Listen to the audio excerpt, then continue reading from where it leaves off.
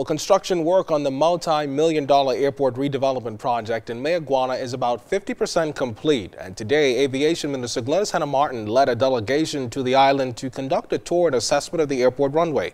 Ledaunne Davis was on the island for that tour and has details in our top story. After the incident that we had in April of last year, we realized that it was critical that this airport got fixed. President of the Coalition for a Better Mayaguana, Charlton, is one of 300 Mayaguanians still saddened by the loss of 3 people killed in one of the worst airline tragedies in the country.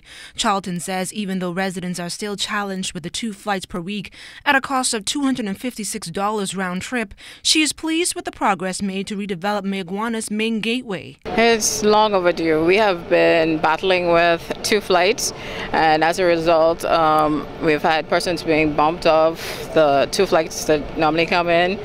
We had school children who could not get back to school because of overcrowding flights, and so hopefully with the runway completed and the flight schedule back in place, we can have everything going as smoothly as they should be going. The I Group project manager Utika Lightbourne says despite several weather delays, more than 30 employees of the company are pushing 12-hour shifts to ensure that the first phase of the multi-million-dollar project is finished by month's end. On average, we're producing 500 to 600 tons per day. Right now, we've already laid over 3,000 tons of asphalt.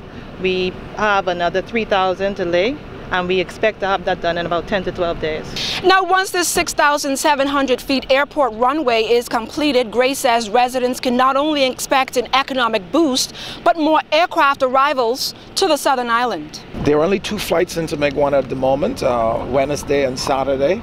That's unacceptable. And I understand the economics of the island perhaps do not permit much more than that for viability. But if the development which is expected to take place does take place, we can have a daily flight.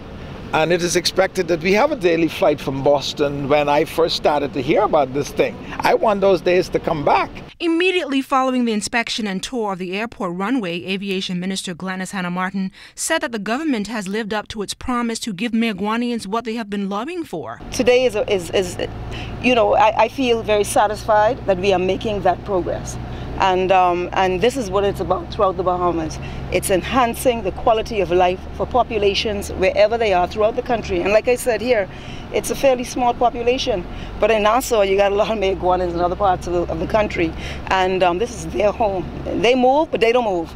Now, aviation officials say once the airport runway is completed, workers will need an additional 45 days to conduct a striping exercise. Meanwhile, permanent solar lights will also be installed thereafter. Ledaunne Davis, ZNS Network News.